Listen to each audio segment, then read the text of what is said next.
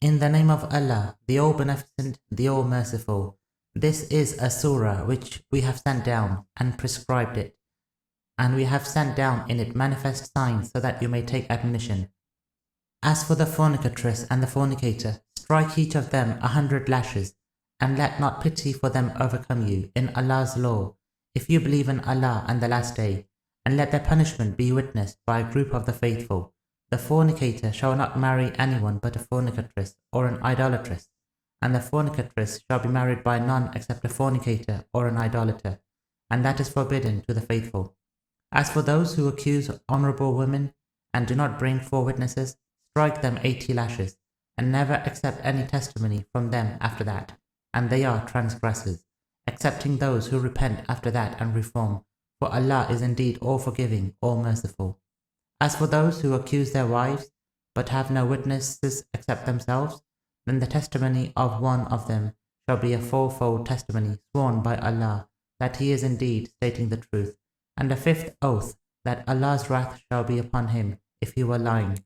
The punishment shall be averted from her by her testifying with 4 oaths sworn by Allah that he is indeed lying, and a 5th oath that Allah's wrath shall be upon her if he were stating the truth. Were it not for Allah's grace and His mercy upon you, and that Allah is all clement, all wise. Indeed, those who initiated the calumny are banned from among yourselves. Do not suppose it is bad for you, rather it is for your good. Each man among them bears the onus for his share in the sin, and as for him who assumed its major burden from among them, there is a great punishment for him. When you first heard about it, why did not the faithful men and women think well of their folks and say, this is an obvious calumny? Why did they not bring 4 witnesses to it? So when they could not bring the witnesses, they are liars in Allah's sight. Were it not for Allah's grace and His mercy upon you in this world and the hereafter, there would have befallen you a great punishment for what you ventured into. When you were receiving it on your tongues and were mouthing something of which you had no knowledge, supposing it to be a light matter, while it was a grave matter with Allah, and why did you not, when you heard it, say, it is not for us to say such a thing, O Allah, you are immaculate. This is a monstrous calumny. Allah advises you, lest you should ever repeat the like of it, should you be faithful. Allah clarifies the signs for you, and Allah is all-knowing, all-wise. Indeed, those who want indecency to spread among the faithful, there is a painful punishment for them in the world and the hereafter, and Allah knows, and you do not know. Were it not for Allah's grace and His mercy upon you, and that Allah is all-kind, all-merciful, O you who have faith, do not follow in Satan's steps. Whoever follows in Satan's steps should know that he indeed prompts you to commit indecent acts and wrong. Were it not for Allah's grace and His mercy upon you, not one of you would ever be pure, but Allah purifies whomever He wishes, and Allah is all-hearing, all-knowing. Let the well-off and the opulent among you not vow not to give to the relatives and the needy, and to those who have migrated in the way of Allah, and let them excuse and forbear. Do you not love that Allah should forgive you, and Allah is all-forgiving, all-merciful? Indeed, those who accuse honorable and unwary faithful women shall be cursed in this world and the hereafter, and there shall be a great punishment for them on the day when witness shall be given against them by their tongues, their hands, and their feet, concerning what they used to do. On that day Allah will pay them in full their due recompense, and they shall know that Allah is the manifest reality. Vicious women are for vicious men, and vicious men are for vicious women. Good women are for good men, and good men for good women. These are absolved of what they say about them. For them is forgiveness and a noble provision. O you who have faith, do not enter houses other than your own until you have announced your arrival and greeted their occupants. That is better for you. Maybe you will take admonition. But if you do not find anyone in them, do not enter them until you are given permission. And if you are told, turn back, then do turn back. That is more decent for you, and Allah knows best what you do. There will be no sin upon you in entering without announcing uninhabited houses, wherein you have goods belonging to you, and Allah knows whatever you disclose and whatever you conceal. Tell the faithful men to cast down their looks and to guard their private parts. That is more decent for them. Allah is indeed well aware of what they do. And tell the faithful women to cast down their looks and to guard their private parts, and not to display their charms, except for what is outward, and let them draw their scarves over their bosoms, and not display their charms except to their husbands, or their fathers, or their husbands' fathers, or their sons, or their husbands' sons, or their brothers, or their brothers' sons, or their sisters' sons, or their women, or their slave girls, or male dependents lacking sexual desire, or children uninitiated to women's parts, and let them not thump their feet to make known their hidden ornaments. Rally to Allah in repentance, O faithful, so that you may be felicitous. Marry off those who are single among you and the upright among your male slaves and your female slaves. If they are poor, Allah will enrich them out of His grace, and Allah is all bounteous, all knowing. Those who cannot afford marriage should be continent until Allah enriches them out of His grace. As for those who seek an emancipation deal from among your slaves, make such a deal with them, if you know any good in them, and give them out of the wealth of Allah which He has given you. Do not compel your female slaves to prostitution when they desire to be chaste, seeking the transitory wares of the life of this world. Should anyone compel them, then after their compulsion, Allah is indeed all forgiving, all merciful. Certainly, we have sent down to you manifest signs and a description of those who passed before you, and an advice for the God-wary.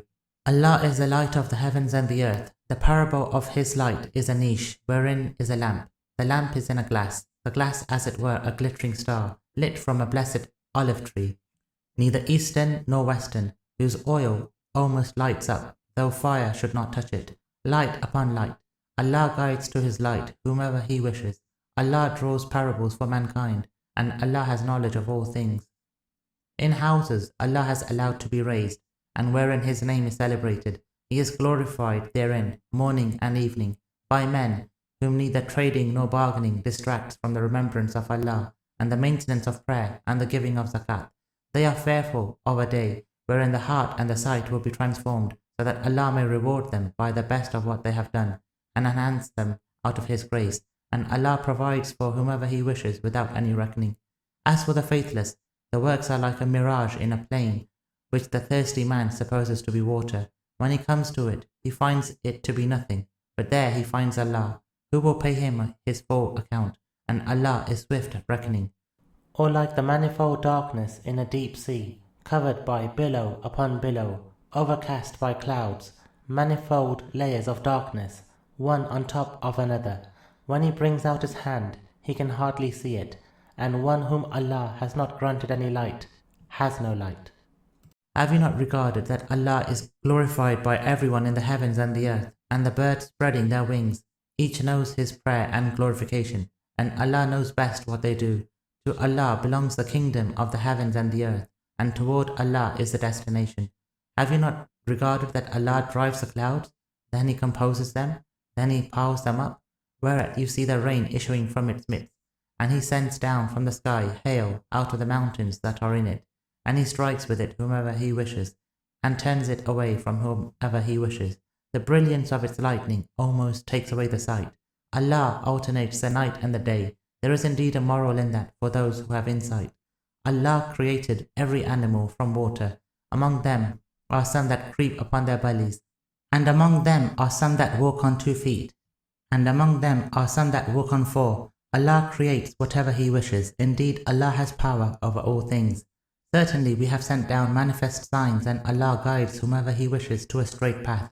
They say, we have faith in Allah and His apostle, and we obey. Then after that, a part of them refuse to comply, and they do not have faith. When they are summoned to Allah and His apostle, that He may judge between them, behold, a part of them turn aside. But if justice be on their side, they come compliantly to Him. Is there a sickness in their hearts?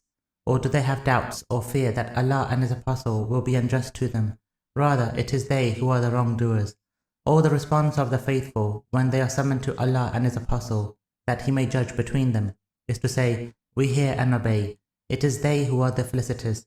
Whoever obeys Allah and His apostle, and fears Allah and is wary of Him, it is they who will be the triumphant.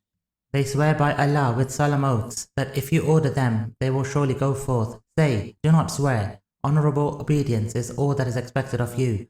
Allah is indeed well aware of what you do. Say, obey Allah and obey the apostle. But if you turn your backs, you should know that He is only responsible for His burden, and you are responsible for your burden. And if you obey Him, you shall be guided. And the apostle's duty is only to communicate in clear terms. Allah has promised those of you who have faith and do righteous deeds that He will surely make them successors in the earth, just as He made those who were before them successors, and He will surely establish for them their religion which He has approved for them, and that He will surely change their state to security after their fear, while they worship Me, not ascribing any partners to Me. And whoever is ungrateful after that, it is they who are the transgressors. Maintain the prayer and give the zakat and obey the apostle, that you may receive Allah's mercy. Do not suppose that those who are faithless can thwart Allah on the earth. Their refuge shall be the fire, and it is surely an evil destination. O you who have faith, let your permission be sought by your slaves. And those of you who have not reached puberty 3 times, before the dawn prayer, and when you put off your garments at noon, and after the night prayer, these are 3 times of privacy for you. Apart from these, it is not sinful of you or them to frequent one another freely. Thus does Allah clarify the signs for you, and Allah is all-knowing, all-wise. When your children reach puberty, let them ask permission at all times, just as those who ask permission before them. Thus does Allah clarify His signs for you, and Allah is all-knowing, all-wise. As for women advanced in years who do not expect to marry, there will be no sin upon them if they put off their cloaks without displaying their adornment, but it is better for them to be continent, and Allah is all-hearing, all-knowing. There is no blame upon the blind, nor any blame upon the lame, nor any blame upon the sick, nor upon yourselves, if you eat from your own houses, or your father's houses, or your mother's houses, or your brother's houses, or your sister's houses, or the houses of your paternal uncles, or the houses of your paternal aunts, or the houses of your maternal uncles, or the houses of your maternal aunts, or those whose keys are in your possession, or those of your friends. There will be no blame on you, whether you eat together or separately. So, when you enter houses, greet yourselves with a salutation from Allah, blessed and good. Thus does Allah clarify His signs for you, so that you may apply reason. Indeed, the faithful are those who have faith in Allah and His Apostle, and when they are with Him in a collective affair, they do not leave until they have sought His permission. Indeed, those who seek your permission, it is they who have faith in Allah and His Apostle. So when they seek your permission for some work of theirs, give permission to whomever of them you wish, and plead with Allah to forgive them. Indeed, Allah is all forgiving, all merciful. Do not consider the Apostle's summons amongst you to be like your summoning one another. Allah certainly knows those of you who slip away under cover. So let those who disobey His orders beware, lest an ordeal should visit them, or a painful punishment should befall them. Look, to Allah indeed belongs whatever is in the heavens and the earth. He certainly knows what you are up to, and the day when they are brought back to Him, He will inform them about what they have done, and Allah has knowledge of all things.